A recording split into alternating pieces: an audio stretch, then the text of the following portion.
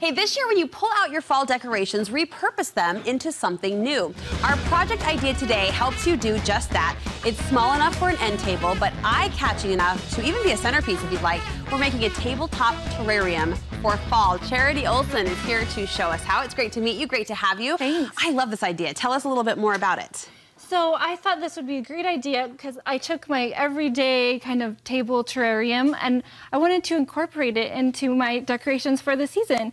And it's really great because you already have it. And it's something that you don't have to hang on your wall, like a wreath or artwork. I have so many, Halloween things that I've got to hang up on my wall. I like to look for something that I don't have to do that with. And the kids can help.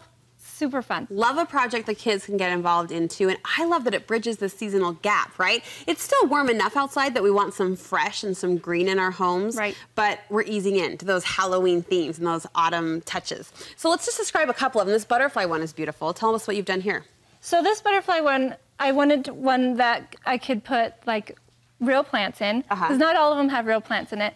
But when you have a large one like this, you can do a lot of big kind of plants.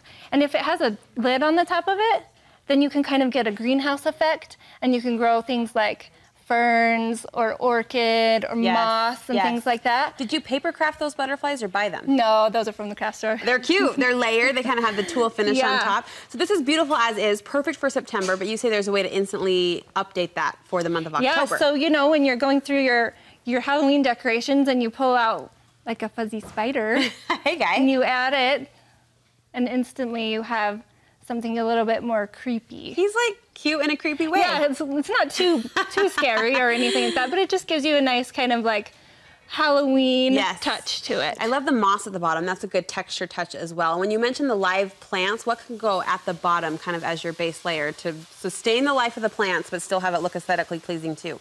So when you're kind of layering it, there's first you want to do the rocks, and then you do this activated charcoal, which I wasn't really too sure why you needed the activated charcoal, but it's pretty important here because it takes away the toxins and it takes out the odor. So if you have one that's closed, you really want to make sure. It's not everybody does it, and it's not like a life or death thing if you don't have it in there. But just a step to consider. Yeah, another filter, and it takes out the odors and things like that. And the mosses can fill in from there. Yeah, and the bottom, I just did fish gravel here. Okay. I mean, I've got kids. I've got fish gravel in the closet. You know what I mean? Why not? Right. So put it to work. Yeah, exactly. Okay, this next one definitely tips toward Halloween. I love the fence detail that you've kind of circularly just spread out behind this skull. And the fence detail is nice because I used it for the other terrarium and I had it left over. Okay. And so you go, oh, I don't want to waste it, and then you can add kind of a nice detail here. So yeah, I have like a teenager and he thought it would be cool to have like a desert scene.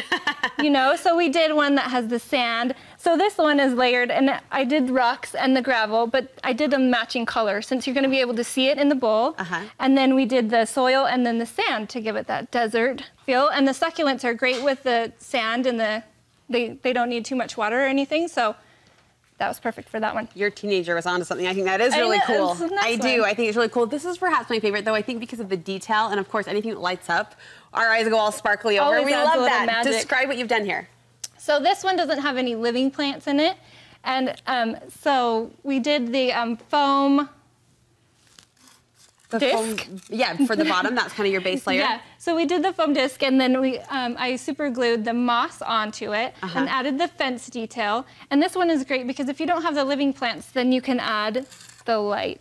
So you just glued the moss straight to the floral foam? Yep. Okay, all right. Yep, hot glued that on there. That holds well, keeps its color. Yes, it has great color, and it's not going to fade. And how did you suspend the ghost creatures?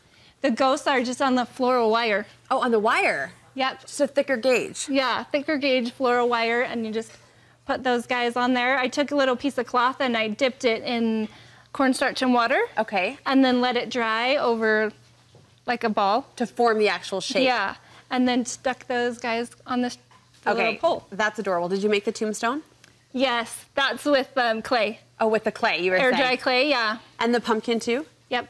Oh my gosh. Okay, the lights. How did you get the lights wired in there just so? So with this the foam disc, you take your battery pack and you just kind of put it on there, and then you're gonna cover it up.